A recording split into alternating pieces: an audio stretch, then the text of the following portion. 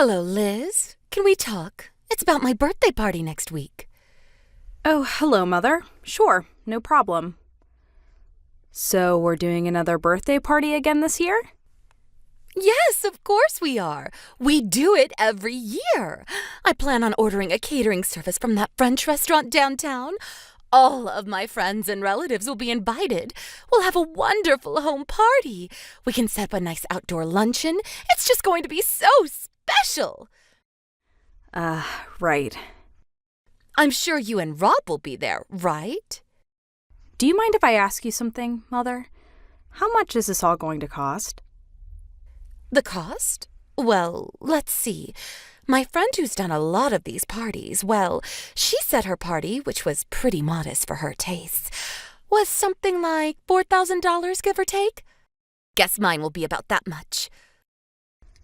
That's a fortune. What? What do you mean? That's not so bad. You do realize that if you had $4,000, you could cover your home mortgage for the next 3 or 4 months. My mortgage? Really? I don't want to be disrespectful concerning your birthday, but wouldn't it be better if you set aside that money to pay your monthly mortgage payments? It's a little over $1,000 a month, wasn't it? I really think you should get your priorities straight. What are you talking about, priorities? Why do I even have to worry about that kind of thing? That's not my problem.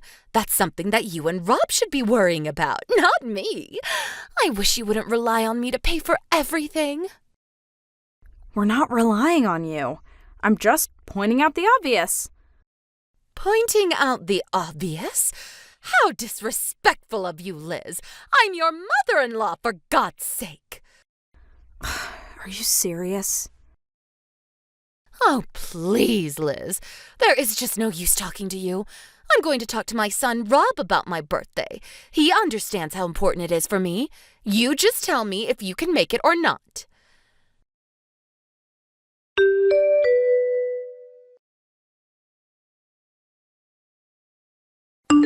Hello? Liz? Are you there? About that birthday party I was talking about yesterday, I was thinking maybe I should expand it a bit. I need to invite more people. I was thinking of increasing the budget to $5,000. Pardon me, are you serious? Yeah, I decided to invite my yoga friends too. So that's $1,000 more than you had planned. That's right. You're always going on about the budget, so I figured I should tell you right away. I don't want you getting on my case later on. Mom, are you really okay with this? Excuse me? Your husband is currently working overseas. Is it really a good idea to spend so much money for a birthday party? I mean, it seems a little reckless. Is it really smart for you to spend all that money? It's not as if you're super rich or anything. How could you speak to me like that? You're really being impertinent. Your husband, my son, would never talk to me like that. I'm just worried for you, that's all, Mother. You don't have to worry about me. I'm not some old lady. You should be the one worrying, not me. Excuse me? Why should I be worrying? Don't tell me you have no idea what I'm talking about. No, I really don't know what you're talking about. Excuse me? Well, under the circumstances, I have no financial worries. I can't believe you. I knew you would continue to rely on me for money. Pardon me? I'm going to go totally bonkers talking to you. My blood just shoots up when I talk to you. You know what? I'm only going to contact you only when absolutely necessary. Just keep that in mind. See you later.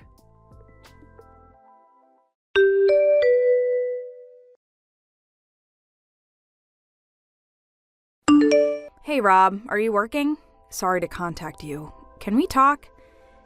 Hey, Liz. Yeah, no problem. It's about Mom's birthday party tomorrow. Yeah, she says she's inviting her neighbors. Said it's going to start at 6 p.m. Did you hear what the cost for the party will be? The cost? No, haven't heard anything. Dad's overseas now, so she'll probably do it on a tiny budget. So she hasn't told you. It seems she's going to order catering service from that French restaurant downtown. It's going to cost something like $5,000. Oh, wait a sec. What? $5,000? Just for a little birthday party with the neighbors? That can't be right. It's not just neighbors, it seems. She's inviting all her yoga class members, even the instructor. Really? But $5,000? That's way too much. I tried mentioning the mortgage payments, but she just brushed it aside. She actually turned the tables and blamed everything on me. Oh boy. I don't want to be a nosy daughter-in-law and want her to have a nice birthday party, but we're not exactly having an easy time.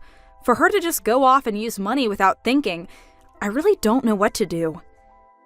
She really should be paying off the mortgage, not having a French catering service for her birthday. Yeah, but she won't listen to a word I say. Nothing we could do about it now. The party is tomorrow.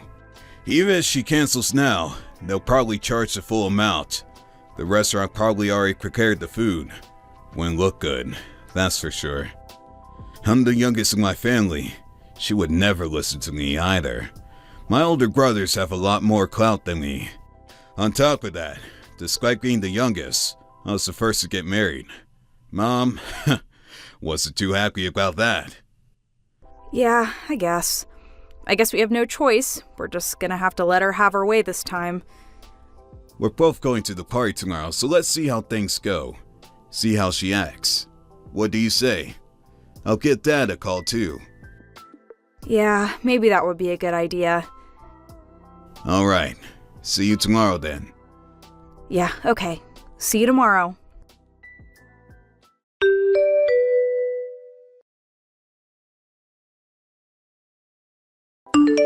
Liz, are you there?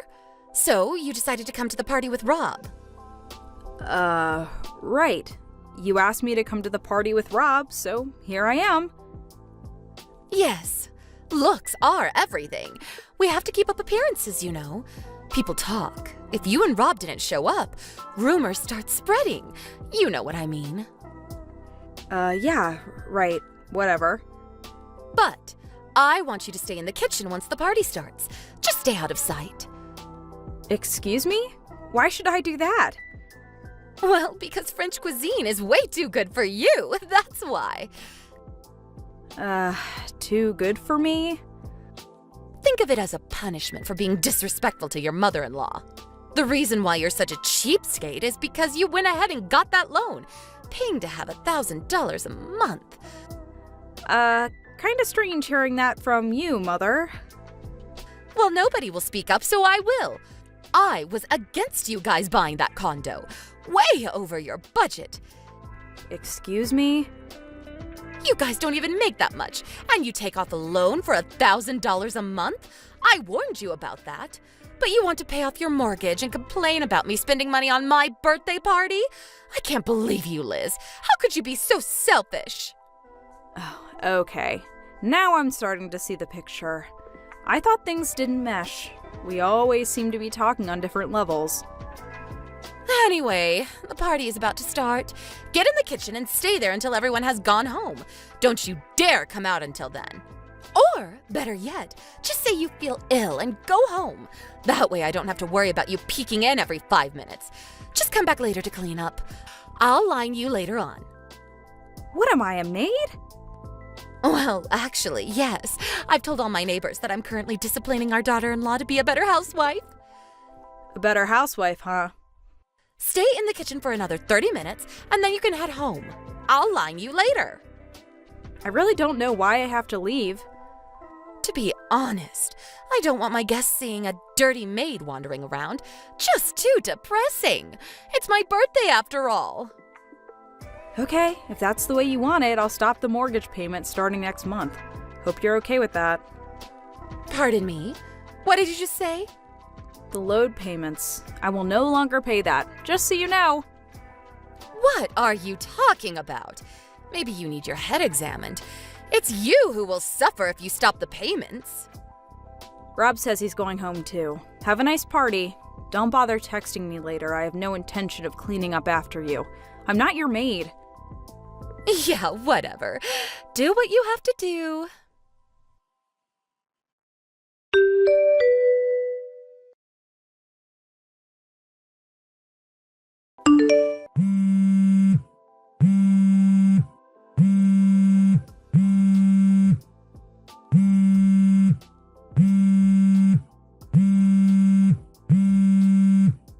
Liz, pick up!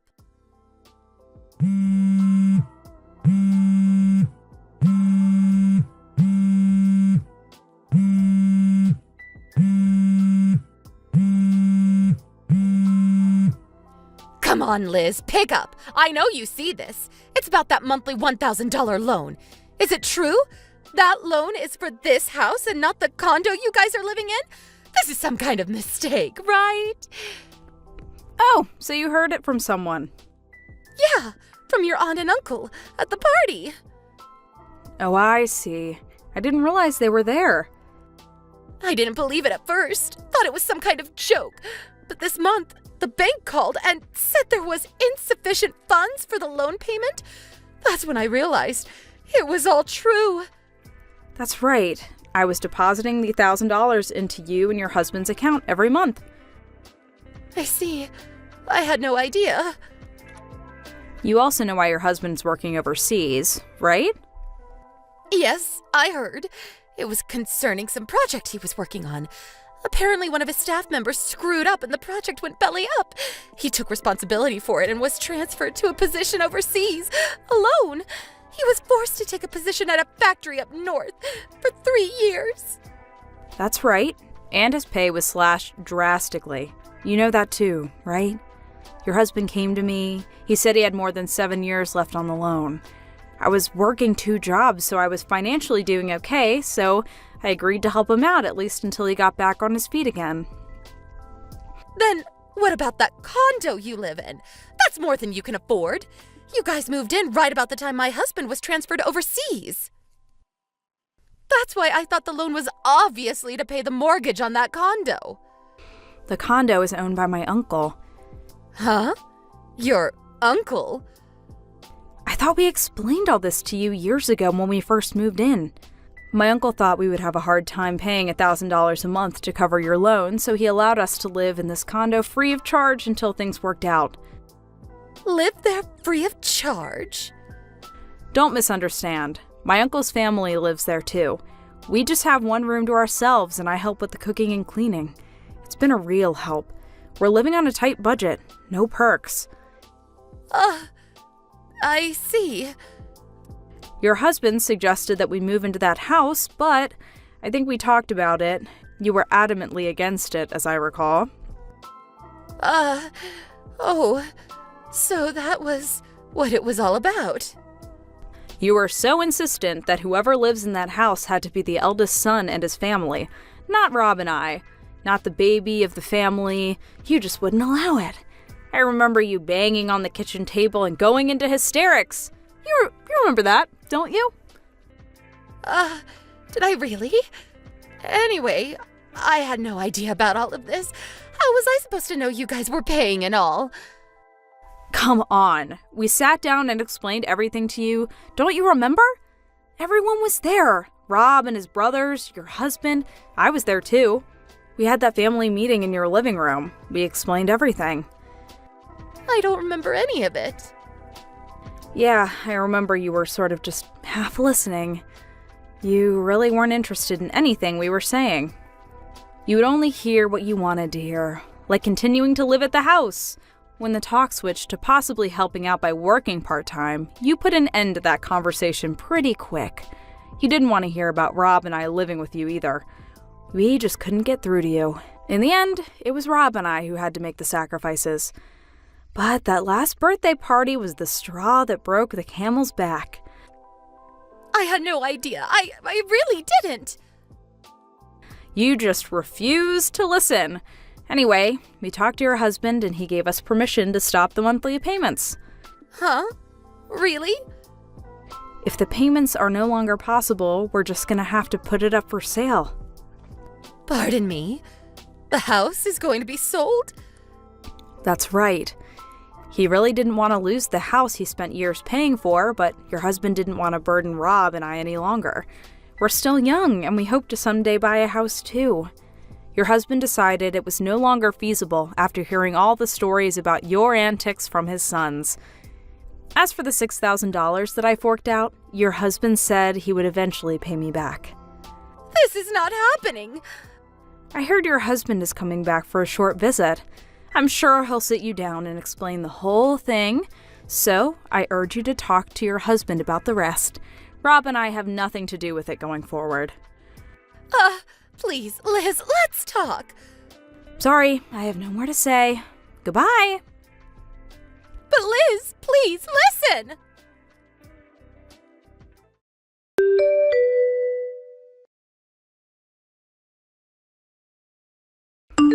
A few days later, her husband returned for a short visit. The family had a long talk about the current circumstances. First off, they talked about selling the house. Then the problem of the $5,000 spent on the birthday party last month. He also reprimanded her for treating me so harshly, despite my financial support. But what really shocked her was the divorce papers that he thrust on her. She was, of course, taken aback by her sudden predicament, but immediately recovered and demanded that one of her sons take her in and support her. But both her sons had already married, not to U.S. citizens, but foreign. They both moved to their wives' native countries.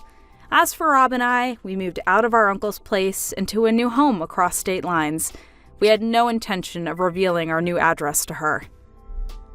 My mother-in-law eventually landed a part-time job, but I heard she got caught stealing and was fired immediately. Last I heard, she's living on her meager savings and looking for a new job. Thank you for watching. Please subscribe and hit the like button. See you next time.